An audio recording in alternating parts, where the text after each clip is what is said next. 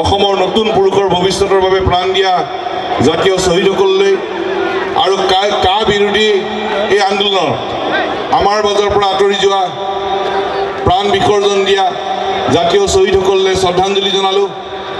এতিয়াও চিকিৎসালয়ত চিকিৎসাধীন হৈ থকাসকলৰ আশু আৰোগ্য কামনা কৰিলোঁ আৰু আপোনালোক সকলোলৈকে সদৌ অসম ছাত্ৰ সন্থাৰ মজিয়াৰ পৰা আন্তৰিক শ্ৰদ্ধা আৰু শুভেচ্ছা জ্ঞাপন কৰিলোঁ। আজি ছাত্ৰ সন্থা 30টা জনগোষ্ঠীয় সংগঠন আৰু শিল্পী সমাজে আপোনালোকৰ সহযোগত ইয়াত এই প্ৰতিবাদৰ সভাৰ আয়োজন কৰিছিল। ইতিমধ্যে ছাত্ৰ সন্থাৰ হৈ আমাৰ সন্থাৰ সভাপতি সম্পাদক দীপাংকৰ কুমাৰ নাথ আৰু লইনজ্যোতি গগৈ ক'বলগীয়াখিনি ক'লেই।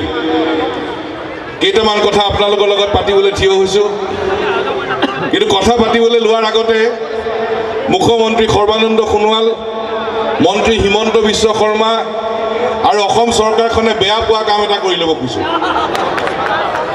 আৰু আমি জানো যে অসমৰ বিভিন্ন জাতি জনজাতি, উত্তৰ পূৰ্বাঞ্চলৰ বিভিন্ন জাতি জনগোষ্ঠীৰ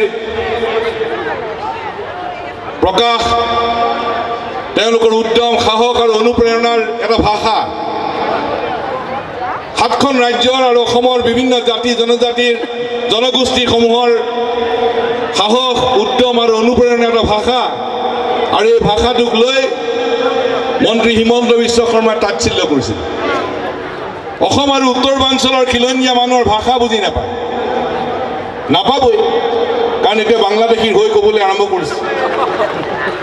গতিকে এতিয়া মই তেওঁলোকে বেয়া পোৱা কামটোকে কৰি ল'ব খুজিছোঁ প্ৰথম, কাৰণ অসম আৰু উত্তৰ পূৰ্বাঞ্চলৰ খিলঞ্জীয়া মানুহৰ এইটো ভাষা সাহস, উদ্যম আৰু অনুপ্ৰেৰণাৰ ভাষা। আৰু এই ভাষাটোৰ জৰিয়তে আমি আমাৰ সাহস, উদ্যম আৰু অনুপ্ৰেৰণাৰ বৃদ্ধিৰ লগে লগে সৰ্বানন্দ সোণোৱাল, হিমন্ত বিশ্ব শৰ্মাৰ অসম চৰকাৰ আৰু প্ৰধানমন্ত্ৰী নৰেন্দ্ৰ মোদী, অমিত শ্বাহৰ কেন্দ্ৰীয় চৰকাৰক আমি সকীয়াই নিদিব খুজিছোঁ শুৱালকুছিৰ পৰা।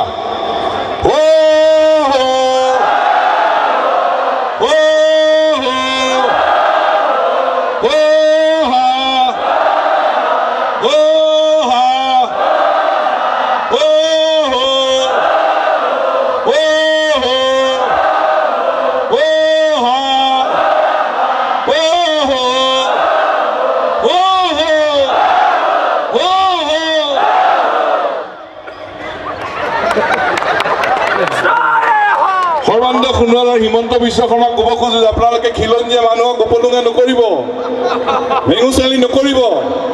এইটো আমাৰ খিলঞ্জীয়া মানুহৰ সাহস, উদ্যম আৰু অনুপ্ৰেৰণাৰ ভাষা। কৈ থাকিব আৰু আপোনালোকেও কৈ থাকিব।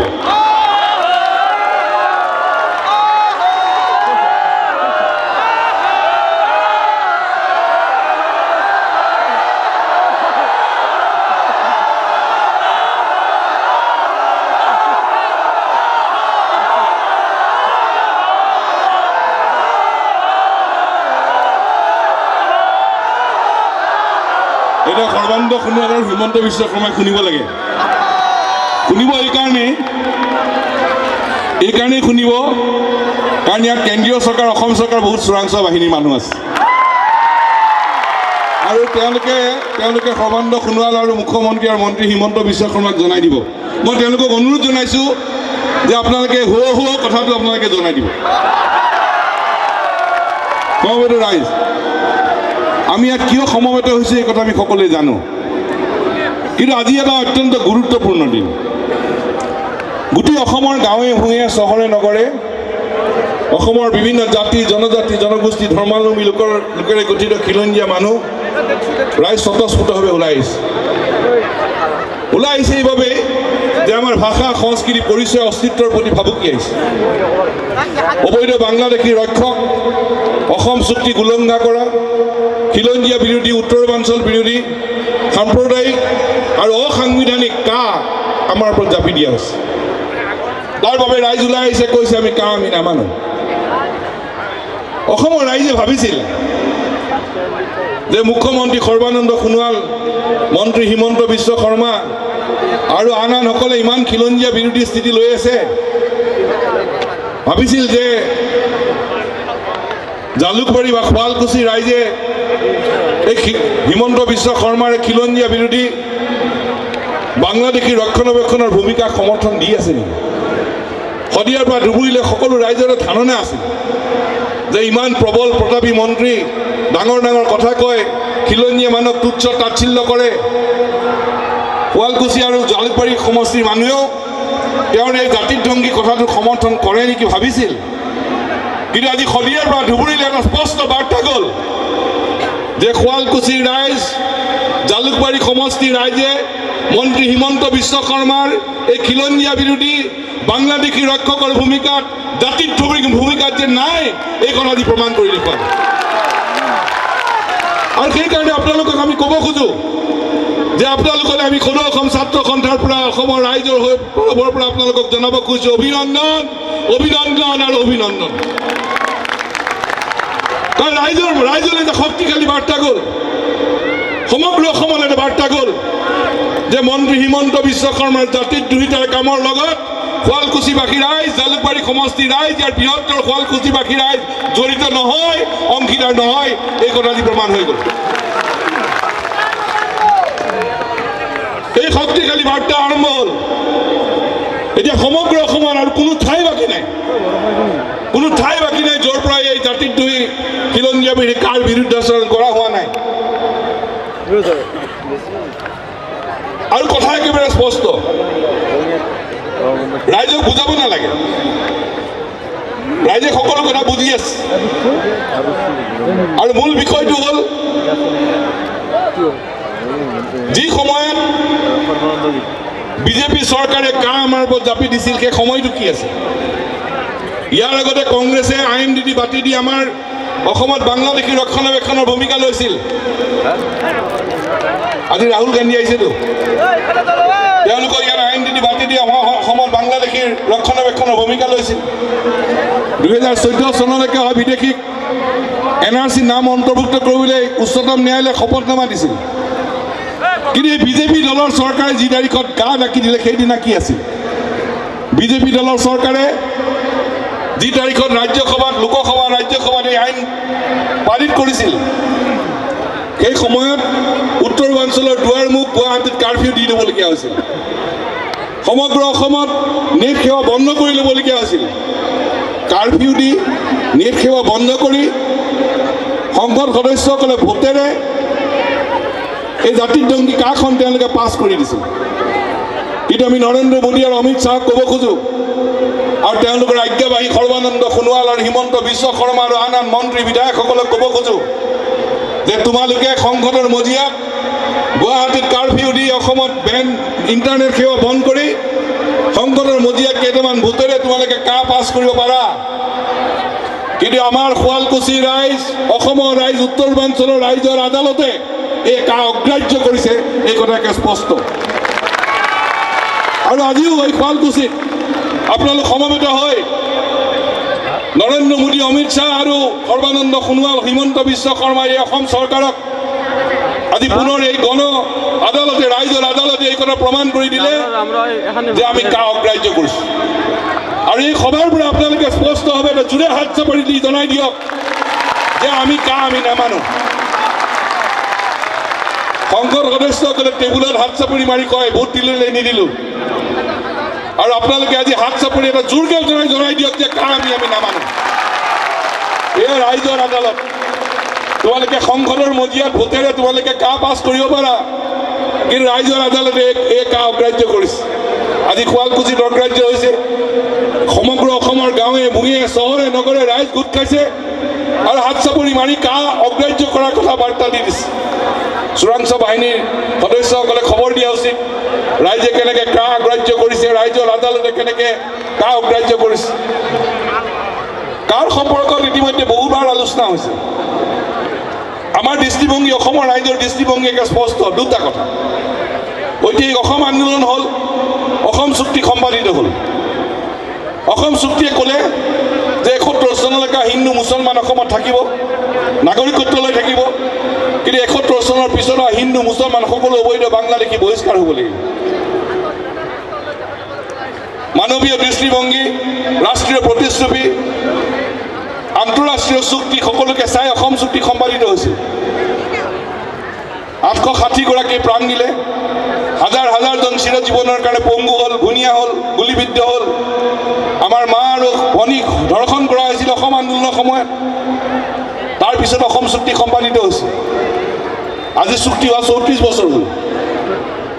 এতিয়া বিজেপি দলৰ মন্ত্ৰীসকলে, বিধায়কসকলে, মন্ত্ৰী হিমন্ত বিশ্ব শৰ্মাই চুক্তিত এতিয়া দুখ উলিয়াই ফুৰিছে। চুক্তিত বোলে দোষ। আমি শুৱালকুছিত কিয় হৈ ক'ব খোজো, সেই সময়ত অসম চুক্তিখনে উত্তম চুক্তি আছিল আৰু চুক্তিখনৰ দুখ নাই। চুক্তি হৈ যোৱা 34 বছৰ হ'ল। কংগ্ৰেছ দল দীঘলীয়া সময়ৰ কাৰণে শাসনত আছিল। বিজেপি দল 10 বছৰতকৈ বেছি দিল্লী আৰু দিছপুৰত শাসনত আছিল। দিল্লীত তেওঁলোকৰ 10 বছৰ হ'ল শাসনত থকা, দিছপুৰততো 3 বছৰ হ'লেই। এজিপি দল 10 বছৰ আছিল, CPI CPM ক্ষমতাত আছিল আৰু সকলো দলে এই 34 বছৰ দিল্লী দিছপুৰত শাসন কৰি অসম চুক্তিৰ ৰূপায়ণেৰে জ্বলন্ত বিদেশী সমস্যাৰ স্থায়ী সমাধান কৰাত ব্যৰ্থ হ'ল। এই দলবিলাকৰে ব্যৰ্থ, চুক্তিত খুঁত নাই। এই দলবিলাকে 34 বছৰ কাম নকৰাটো যে খুঁত, তেওঁলোকে ব্যৰ্থ। আজি 34 বছৰৰ ভিতৰত যদি এই চুক্তি যদি কাৰ্যকৰী হ'লহেঁতেন, অসমৰ জ্বলন্ত বিদেশী সমস্যাৰ স্থায়ী সমাধান হ'লহেঁতেন। কিন্তু 34 বছৰ তেওঁলোকে স্থায়ী সমাধানৰ ব্যৱস্থা নকৰিলে। বিদেশী চিনাক্তকৰণ নহ'ল, ভোটাৰ লিখাত নাম কৰ্তন নহ'ল, বহিষ্কাৰ নহ'ল। অহা বাট সীমান্তটো 268 কিলোমিটাৰ সীমা, স্থল জল সীমা আজি উন্মুক্ত হৈ থাকিল। চুক্তিত ভুল নাই আৰু সেইকাৰণে আমি কৈ আছো যে চুক্তিখন ৰূপায়ণ কৰিবলৈ এটা টাইম বাউণ্ড একশ্যন প্লেন, সময় নিৰ্দিষ্ট কৰ্মসূচী ঘোষণা কৰক। কৰিব পৰা নাই।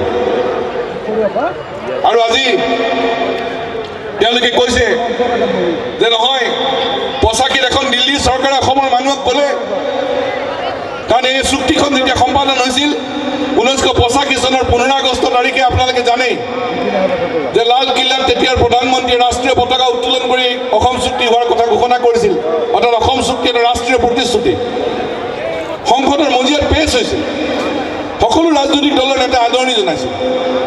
তাৰপিছত আকৌ সংসদত সুকীয়াকৈ আলোচনা হৈছিল আৰু আলোচনা হৈ নাগৰিকত্ব আইনৰ 6 ক দফা এটা সন্নিৱিষ্ট হৈছিল।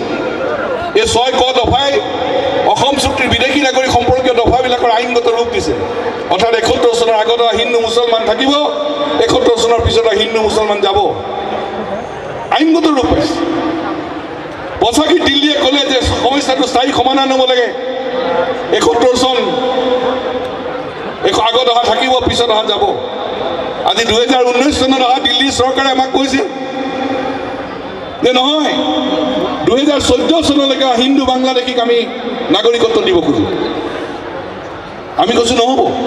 অসমৰ ৰাইজে, উত্তৰাঞ্চলৰ ৰাইজে কৈছে নহ'ব।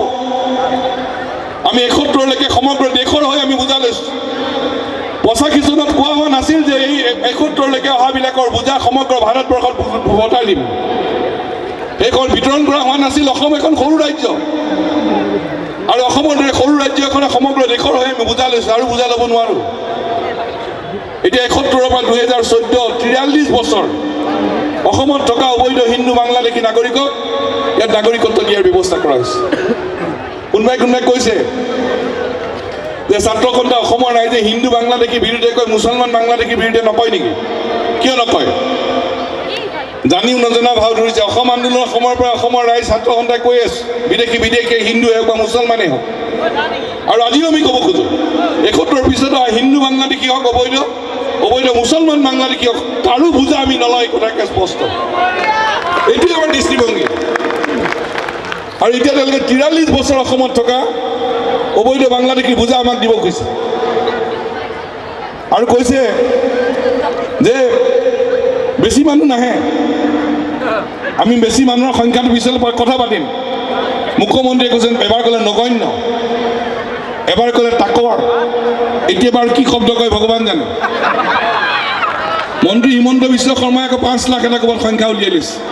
কি হিচাপ, কোনখন নেওতা আমি নাজানো। কিন্তু মূল বিষয়টো হ'ল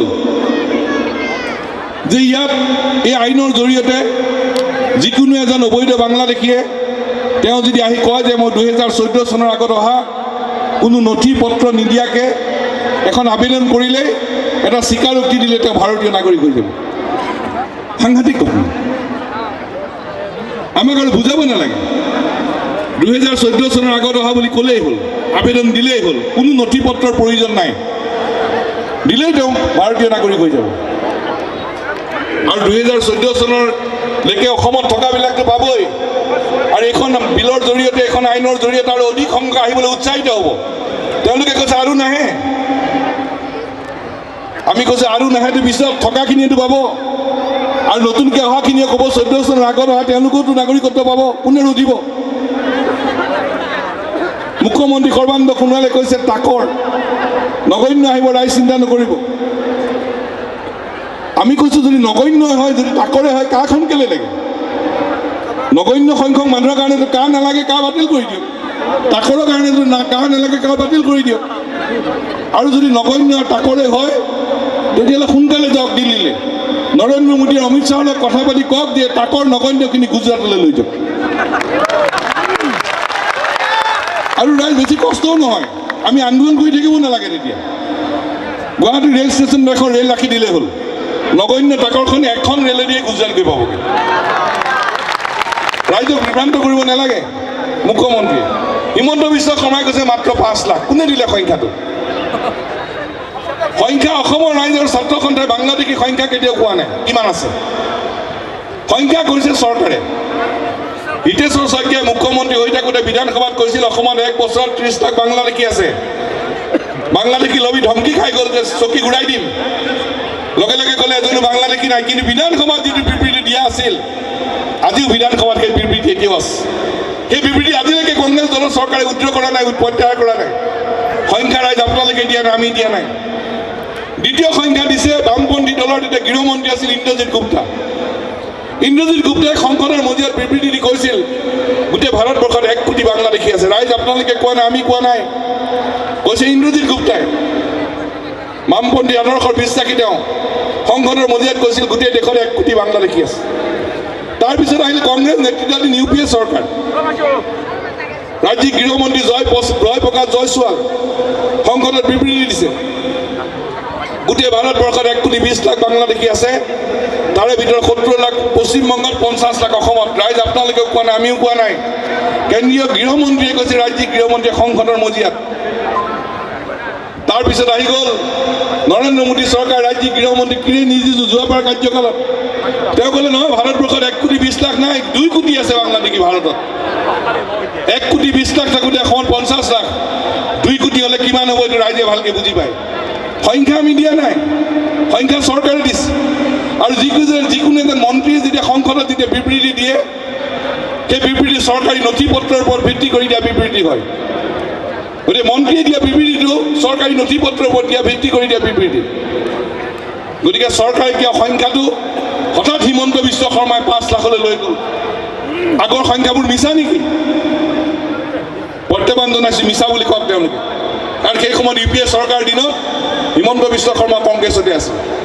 তেওঁৰ দলটোৱে তেতিয়াৰ প্ৰাক্তন দলটোৱে তেওঁ দিয়া সংখ্যা এইটো আৰু এতিয়াৰ দলটোৱে দিয়া সংখ্যাও আছে সংসদৰ মজিয়াত